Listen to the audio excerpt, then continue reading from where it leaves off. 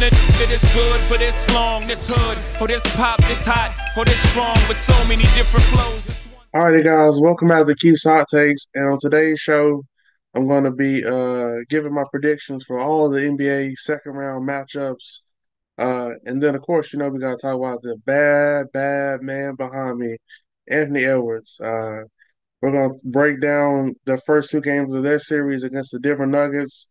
It got so bad Monday night, he had Reggie Jackson on his knees begging for mercy, begging Anthony Edwards to stop killing the Nuggets.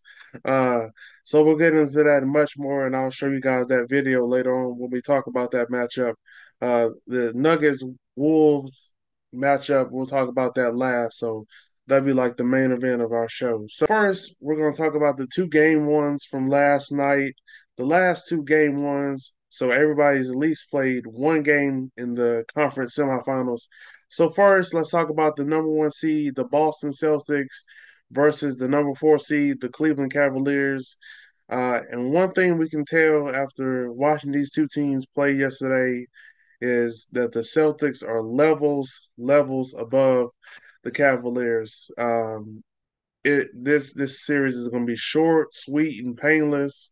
Uh, and honestly, after watching last night, I don't think the Celtics will be tested again.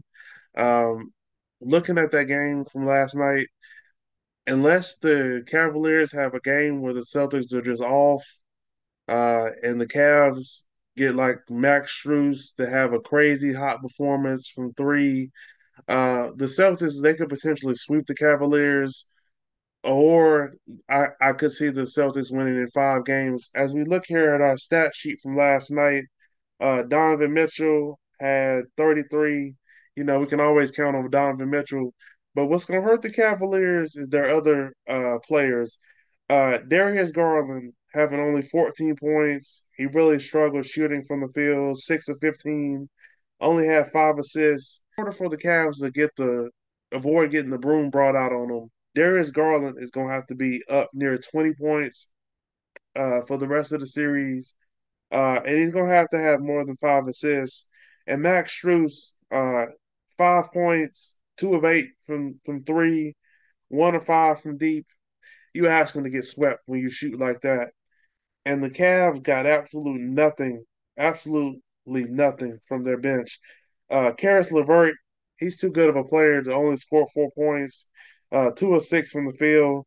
He's going to have to step up, or they're going to be going home very quickly in this series. Because if we look here, the Celtics, Peyton Pritchard, he is a absolute bucket, a sniper off the bench. He had 16 points. He was 4 of 10 from deep. Karis LeVert has to match him or absolute or ugh. So Karis LeVert has to outscore Peyton Pritchard, or he has to match whatever Peyton Pritchard brings off the bench for the Celtics. Because Porzingis is going to be out with that calf strain. It's most likely he's going to miss this series. So Al Horford will be inserted into the starting lineup. Jaylen Brown had a big game for the Celtics. He had 32 points. He was 4-6 from deep. He was really feeling it. Derek White has been on the absolute tear the last 3 games. He's averaging 29 points. He had 25 points last night. He was absolutely killing the Cavaliers. He had 7 big threes for the Celtics.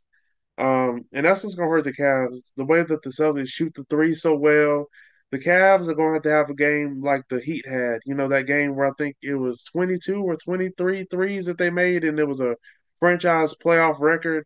It's going to take like a heroic performance like that from the Cavs in order to win at least one game against the Celtics, because the Celtics are just that much better than the Cavs.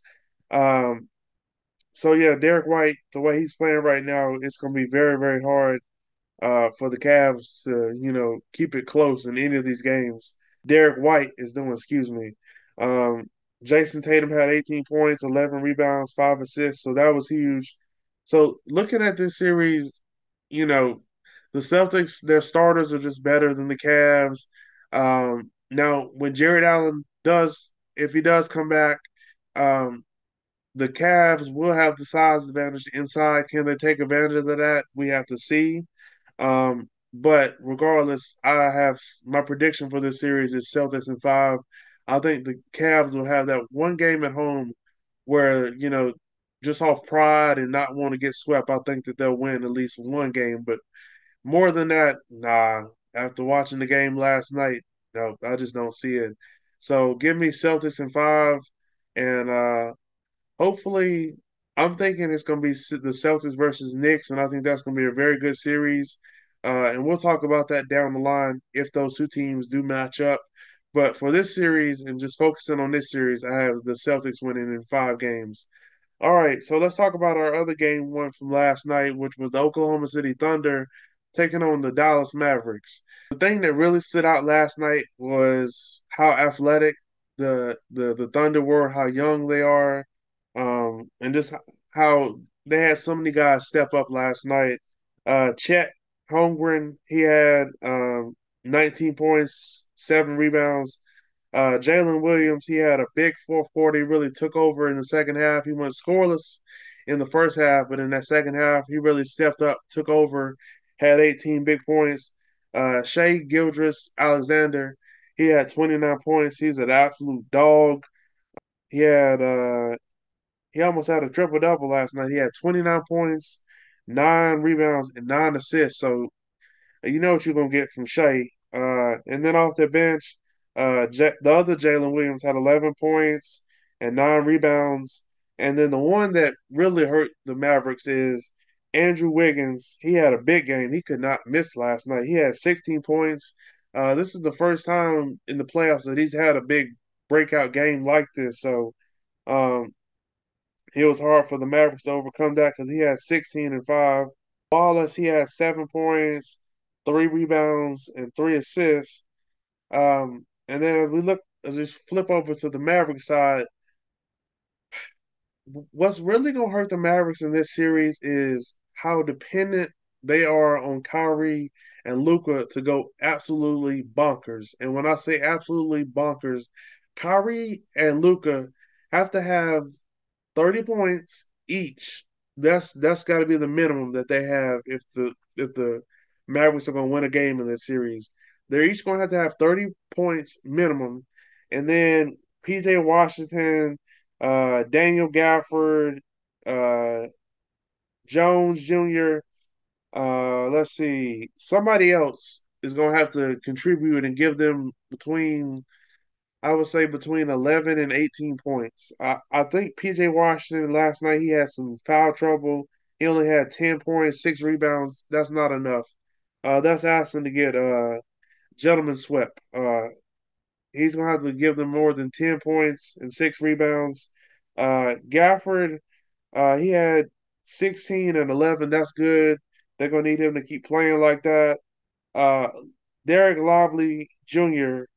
is going to have to give them more than 2 points off their bench and 4 rebounds. He can do way, way more. I can tell you that right now. First, I had the Mavericks in seven, but after watching the game last night, I'm not as confident in that. I I'm going to stick with Mavs in seven, even though I'm not as confident after last night's game because Luka and Kyrie have to play way better. They can't they can't they cannot have games where Kyrie scored 20, Luka had 19. Luka got off to a really good start, and then after that he really was a no-show the rest of the game. So Luka definitely has to play better. Lou Dort, uh, he's not going to shut down Luka, but he's going to make Luka's life miserable. I mean, Lou Dort gives 100% effort at all times in the game. And at that point in the third quarter, when it was a 1 point game, Luka lost the ball. Lou Dort, dived on the floor for the ball. That was a turning point of the game because the Thunder really broke it open after that play. So although Lou Dort is not going to, completely shut Luca down, he's going to make things very difficult for Luca. He's going to make him work for everything. Luca's not going to have an easy time with Lou Dort guarding him. And Kyrie just needs to keep going. He needs to shoot. He needs to have more than 14 shot attempts because Kyrie's really hard to guard. He has some wicked handles, and he can get whatever he wants whenever he wants. So what the Mavs definitely need to do is they definitely need to keep the Thunder off the glass. As I see here, they got out rebounded by 13. Both of these teams struggle rebounding, but rebounding was something I thought the Mavs definitely could take advantage of in this series because the Thunder struggle with it, but they struggle with it as well. But I think the Mavs are definitely going to have to rebound better. Daniel Gafford was the only person that had double digit rebounds last night. PJ Washington's going to have double digit rebounds, and Lively's going to have double digit rebounds. Um, so they're going to have to dominate the glass, dominate the paint against the Thunder. Um, but yeah, the Thunder, they're like the Celtics. Lou Dort, what he did to Brandon Ingram was very impressive. I've never seen Brandon Ingram play that bad ever, and Lou Dort had him in handcuffs. And I mean, he did not let go of Brandon Ingram. He had Brandon Ingram. I think if I'm remembering this correctly, in the closeout game, I think Brandon Ingram was like 2 of 14. And you never see Brandon Ingram have a night like that. So credit to Lou Dort and his defense. It's impressive. He doesn't stop moving. He moves his feet very well, and he goes all out at all times of the game. Um, so yeah, the Mavs are going to have an uphill battle.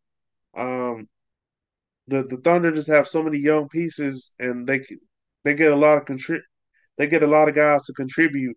And the Mavs they're going to have to respond in game two because you don't want to go home down 0-2. So I'll be intrigued to see how the Mavs respond.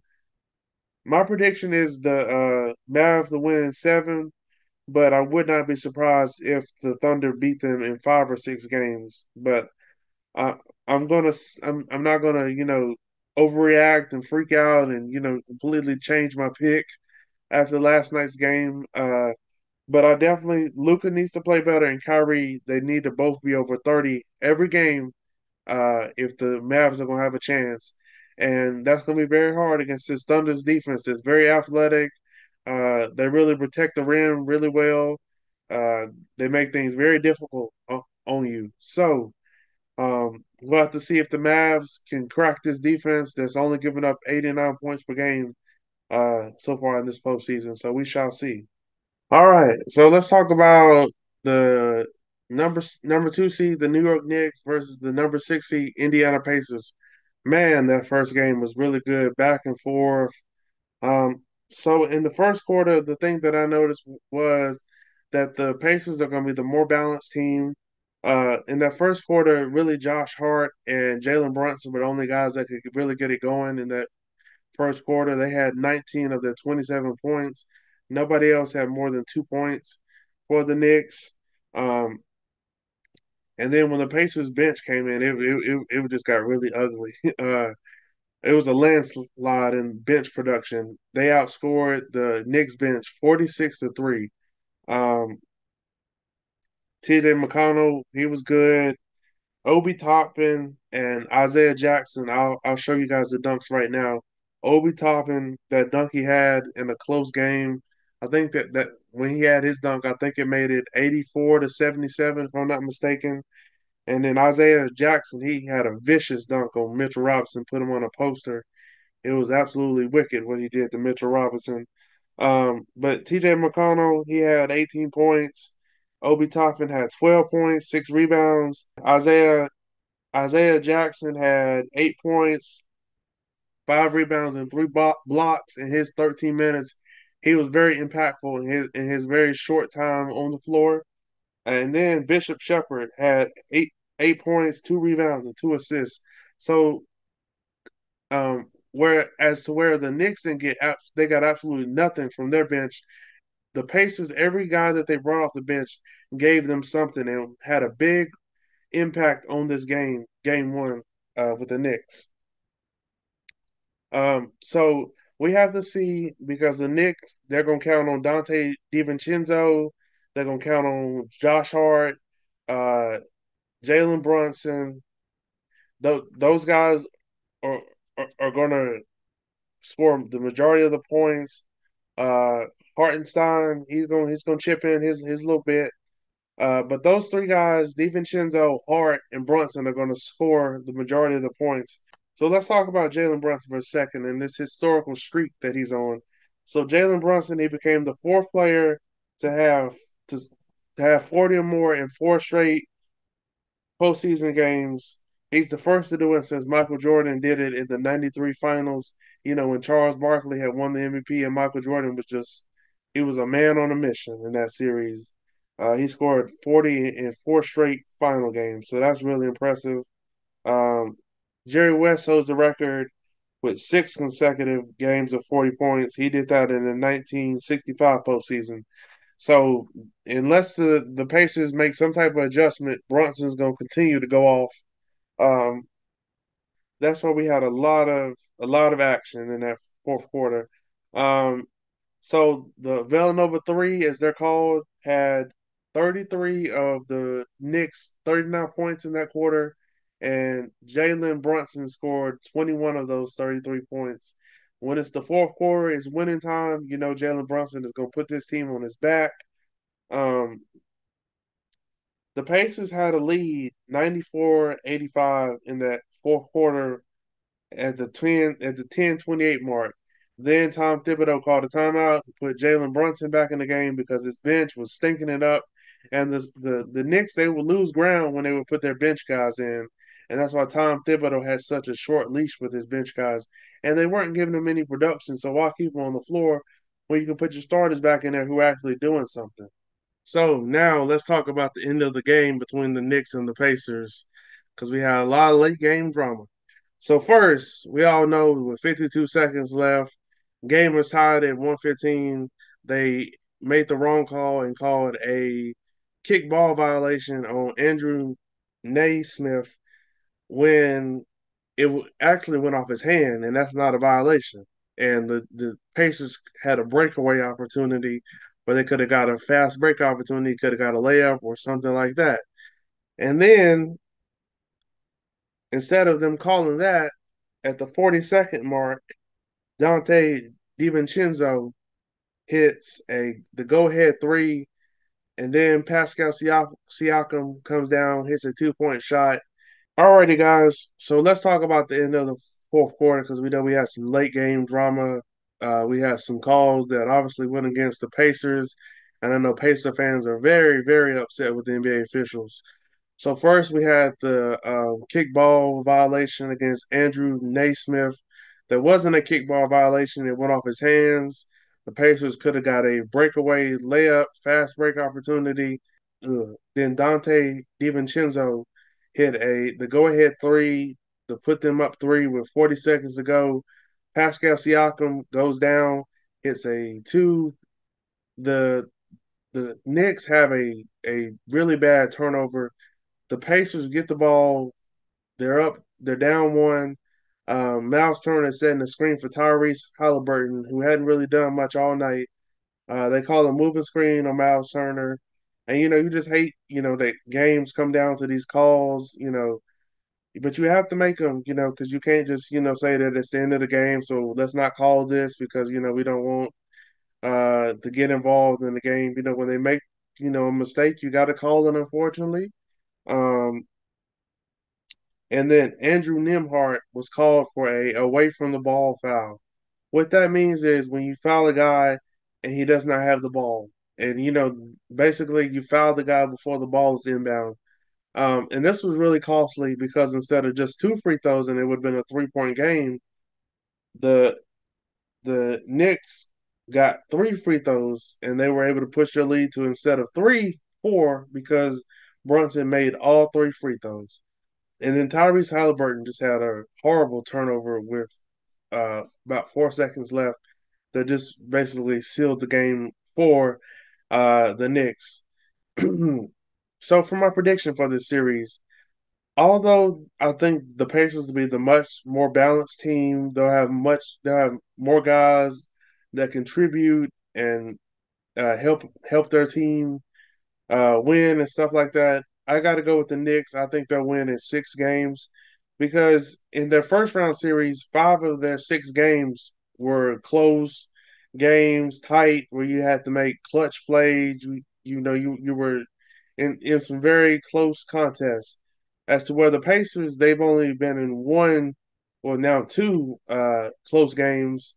because their series against the Bucks, it was nothing but blowouts for the most part, except for that one game. And in the fourth quarter, when it's winning time, I trust Jalen Brunson more than anybody in this series because he has absolutely been on a tear, and he puts his team on his back when it's winning time. So that's the big reason why I'm going with the Knicks.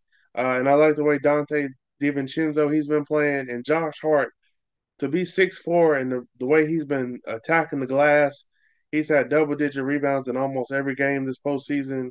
And he's starting to hit threes now. I didn't know Josh Hart could shoot threes, but he's added that to his game, and that's made him even more scarier. Uh, so yeah, I got the Knicks winning the 6 games. I think all 6 games will be very close contests. I think this will probably be the most exciting series of our 4 matchups. Because the other 3 look like that they could be runaways potentially. So definitely give me the Knicks in 6 games. And as promised, we got to talk about the number 2 seed, the Denver Nuggets, versus the number 3 seed, the Minnesota Timberwolves. Man, the man behind me, Anthony Edwards, what a tear he's been on and what a postseason he's had so far. Um, he's the first player 22 or younger to have back-to-back 40-point games since Kobe did it in 2001 against the Kings, and he did it against the Spurs as well. Anthony Edwards reminds you so much of Kobe and Michael Jordan with his just killer mentality. And the thing that really impressed me about the Minnesota Timberwolves was, they already had game 1 in the bag. But for them to smell blood in the water and be greedy, and be like a shark, in the water when they smell blood, and they just feasted on the Nuggets in game 2. Really the way they ended the first quarter and started the second quarter on that 15-0 run that made the game 39-20, that it was over at that point. And to be up 61-39 in Denver, you rarely see a team do that to Denver. And I bet you the Nuggets thought it was going to be sweet because Rudy Gobert was at home due to the birth of his son. They thought, oh, we're going to have an easy game tonight. We're going to be able to dominate the Timberwolves in the paint because Rudy Gobert is not here. Uh, and, the Joker, he probably thought he could have his way with Karl-Anthony Towns. But the Timberwolves, they had other ideas, and they absolutely put on a defensive clinic. They really got after the Nuggets with their defensive pressure. They didn't let them rest. They constantly were on them. They made them work for everything.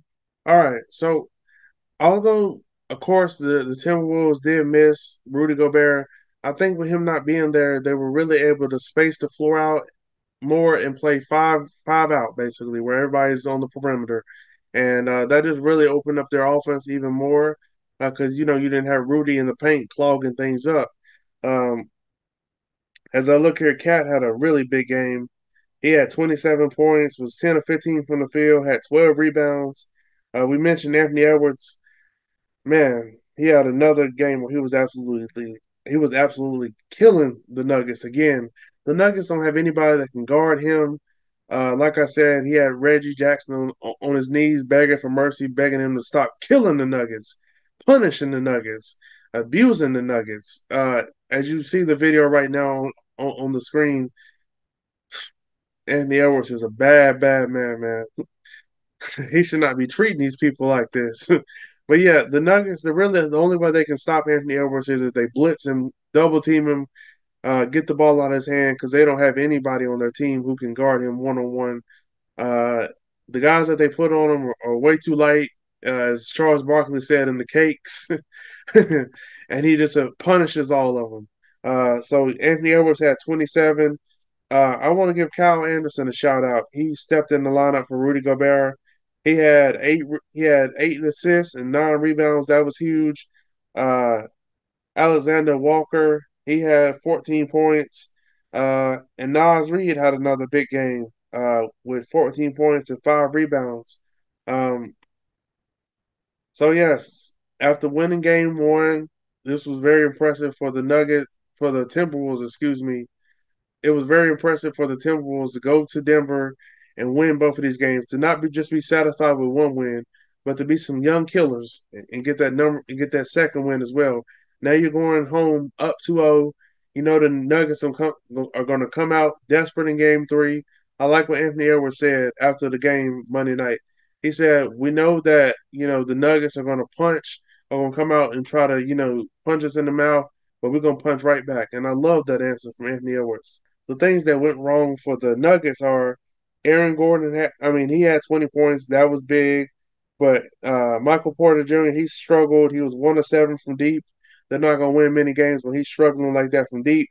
The Nikola Jokic, he had 16 points, 16 rebounds, but he was 5 of 13, and that's not a Joker-like performance right there.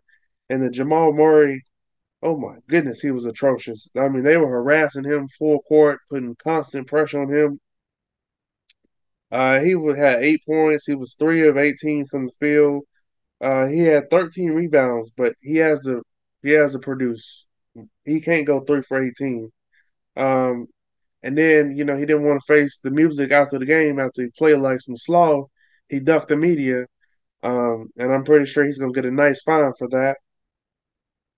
Caldwell Pope, he only had 4 points. He's got to be better. What's gonna hurt the Nuggets in this series is their bench doesn't produce on a consistent basis. Reggie Jackson's gonna have to give them something off their bench, and Coach Malone, he's gonna have to play DeAndre Jordan or somebody a big off their bench. I don't care who it is, but you can't have the Joker playing 40 minutes plus against Rudy Gobert, Karl Anthony Towns, and Naz Reid. You can't have that happening. He's gonna wear down, and the series may be over quicker than people think. Because I could see the Timberwolves winning this series in 5 or 6 games. Because I don't see them sweeping the Nuggets. I think the Nuggets will at least get one game. They're the defending champs. I just can't see them getting swept. So yes, they're going to have to get some type of production from their bench. Losing Bruce Brown and Jeff Green has really hurt this team because they don't get nothing from their bench. Um, so somebody off their bench is going to have to step up because Naz Reid, Alexander Walker are coming off that bench and they're producing for this team. And Kyle Anderson, he comes off that bench and he gives them something. So the Nuggets, they can't just depend on their starters. Their bench have to give them something. Because the Timberwolves they really can bother the Joker with the size, and they really sped him up, especially in Game 1. Um, they like when he would back guys down, they would have another defender that would come in, poke the ball away, rake it away, and they really sped him up, made him go faster than he wanted to. Um, so that does it for this episode of Keeps Hot Takes. I want to thank you guys for your support. It means a lot. My next show will be NFL schedule release reaction show. I'm not sure when they're going to release the schedule. I think it's going to be in the next week or so. Once we get that schedule, I'll hopefully have some guests that can come on and help me, talk about which matchups we're looking forward to the most. Those revenge games. Those late season matchups, those week 17 matchups that have been really good the last couple of years, and much, much more. So I'm really looking forward to breaking down the NFL schedule once it comes out, and then once we get our Western and Eastern Conference Finals matchups, I'll be back on here to preview both series as well. So we got a couple shows to look forward to coming out later this month. Until then, you guys take care. I will see you guys then. Peace.